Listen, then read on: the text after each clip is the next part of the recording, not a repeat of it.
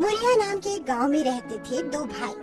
बचपन से ही उनकी हमेशा झगड़ने की आदत थी। इस वजह से बड़े होने पर दोनों साथ में नहीं रहते थे। दोनों के घर अलग थे।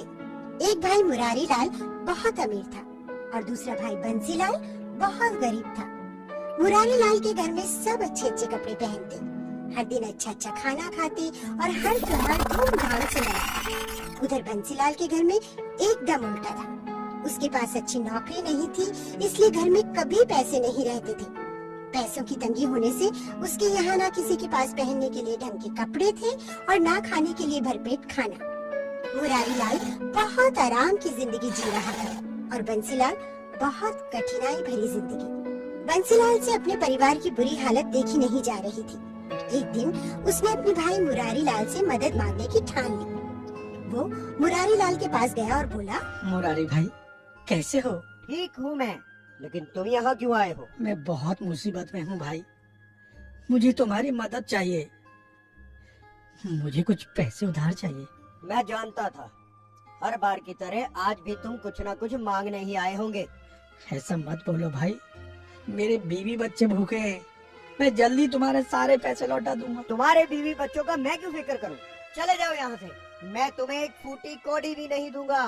मुरारी लाल ने बंसीलाल को अपने घर से निकाल दिया। अपने भाई की कठोर बातों से दुखी होकर बंसीलाल वापस अपने घर की ओर जाने लगा। रास्ते में उसने देखा कि एक बहुत बूढ़ा आदमी लकड़ियों का बड़ा गट्ठा उठाने की कोशिश कर रहा है। बंसीलाल अच्छे स्वभाव का था, उससे ये देखा नहीं गया कि इतना बूढ़ा आदमी अकेला इतना वजन उठा रहा है। उसने उनकी मदद करने की सोची। अरे काका रुकिए, मैं आपकी मदद कर देता हूँ। धन्यवाद, मुझसे भारी वजन उठाया ही नहीं जा रहा है। अच्छा हुआ तुम आ गए, लेकिन तुम इतने परेशान क्यों दिख रहे हो? नहीं काका, कुछ नहीं। देखो, तुम मुझे अपनी परेशानी बता सकते हो, शायद मैं तुम्हारी कुछ मदद कर सकूं। बोलो बेटा, क्या बात है? मैं बहुत गरीब हूँ काका, मेरा परिवार भूखा है और मैं कुछ भी नहीं कर पा रहा हूँ। मैं पैसे भी नहीं कमा पा रहा। मुझे कुछ समझ में नहीं आ रहा कि अपने परिवार का पोषण कैसे करूं। अच्छा, ये बात है। तुम ये लकड़ियां का गट्ठर मेरे घर तक पहुंचाने में मदद करो तो मैं भी तुम्हारी परेशानी दूर कर सकता हूँ। क्या? सच में? चलिए, मैं आपकी मदद करूँगा। बंसीलाल ने वो भरा गट्ठर अपनी पीठ पे लादा और उस बूढ़े इंसान के पीछे पीछे उनके घर तक गया। इस गट्ठर को यहाँ रख दो बेटा। धन्यवाद, प्रभु तुम्हारी सारी परेशानियां दूर करे। फिर वो अपने घर से एक मीठी रोटी लाया और बंसीलाल को दे दी। इस रोटी को लेकर तुम जंगल में जाओ। काफी दूर जाने पर तुम्हें आलू बुखारे के 3 पेड़ दिखेंगे। उन पेड़ों के पीछे एक छोटा सा पहाड़ है और पहाड़ के ऊपर एक छोटी सी झोपड़ी। वहाँ 3 बूने रहते हैं और उन्हें मीठी रोटी बहुत पसंद है। उन्हें ये रोटी देकर बदले में तुम्हें उनसे पैसे नहीं, पत्थर की चक्की मांगनी है। बंसीलाल ने उनकी सारी बात बहुत ध्यान से सुनी और मीठी रोटी लेकर वो तुरंत जंगल की ओर निकल पड़ा। बहुत देर आगे चलने पर उसे आलू बुखारा के वो 3 पेड़ दिखे जो उस बूढ़े आदमी ने बताए थे।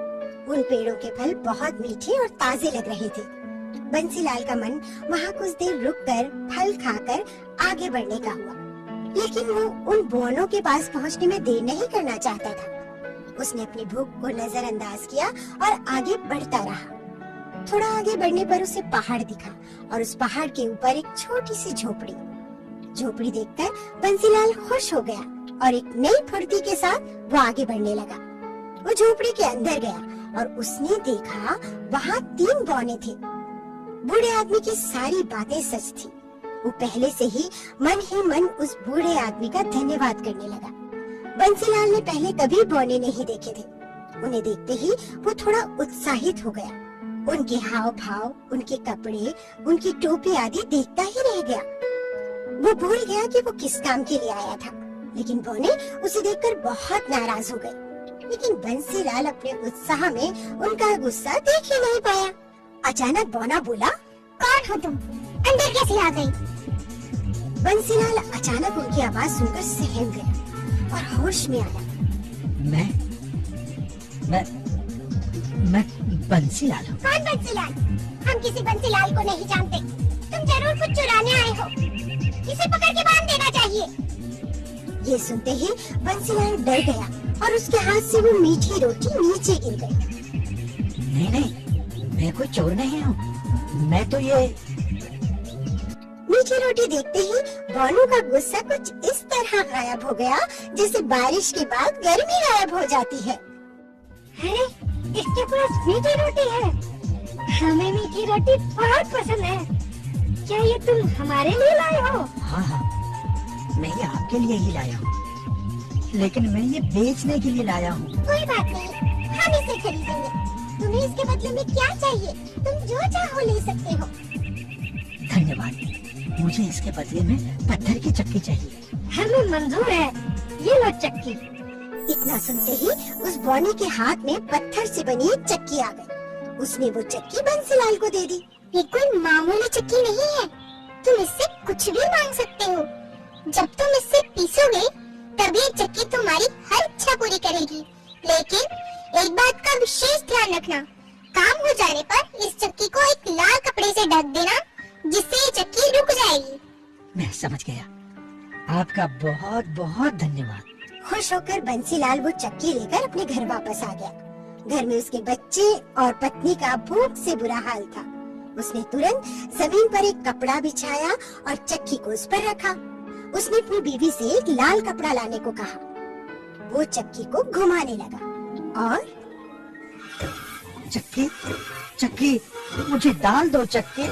उसके इतना बोलते ही चक्की में से दाल निकलने लगी। हांडी भर दाल मिलने के बाद उसने चक्की को लाल कपड़े से ढक दिया और उस चक्की ने दाल बनाना बंद कर दिया। फिर उसने उसी तरह चक्की से चावल मांगा और चक्की ने ढेर सारा चावल दिया। चक्की को लाल कपड़े से ढकने के बाद उस दिन उन सब ने पेट भर के खाना खाया। वो अब हर दिन उस चक्की से नई नई चीजें मांगने लगा। कभी आटा, कभी चावल, कभी बाजरा, मसाले इत्यादि। चक्की उसे वो हर चीज देती गई जो वो मांगता गया। चक्की से मिली सारी वस्तुओं को वो बाजार में बेचने लगा। कुछ ही दिन में उसने बहुत सारे पैसे कमा लिए। उसने अपने लिए एक बड़ा आलीशान घर बनवा लिया। अब उसके परिवार के पास सब कुछ था। खाने के लिए भरपेट खाना और पहनने के लिए अच्छे कपड़े। सभी बहुत खुश थे। उनकी ये खुशी लेकिन एक इंसान से देखी नहीं जा रही थी। मुरारी लाल को उसकी खुशहाली देखकर जलन होने लगी। कुछ दिन पहले तो ये मेरे पास उधार पैसे मांगने आया था, मगर इतनी जल्दी ये अमीर कैसे हो गया? इसका पता तो लगाना ही पड़ेगा। जरूर कोई चक्कर है। ऐसा सोचकर एक दिन वो अपने भाई बंसीलाल के घर में चुपके से घुस गया।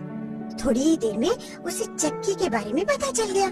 अगले ही दिन उसने उस जादुई चक्की को चुरा लिया और अपने परिवार के साथ गांव छोड़ने की ठान ली। चक्की लेकर वो गांव से निकल पड़ा। वहाँ पास ही एक सागर था जो उसे पार करना था। वो सभी नाव में बैठकर सागर पार करने लगे। बीच रास्ते में ही उसने उस चक्की को चलाना चाहा। उसने चक्की को चलाया और अपनी इच्छा प्रकट करी। चक्की, चक्की, मुझे नमक दो चक्की। बस फिर क्या था, चक्की ने नमक निकालना शुरू कर दिया। उस चक्की से नमक निकलता रहा और नाव बहुत भारी हो गई। अपने लालच के चक्कर में मुरारी लाल ने उस चक्की को बंद करने का तरीका ही नहीं देखा था। अब वो चक्की घूमती रही और उससे नमक निकलता गया।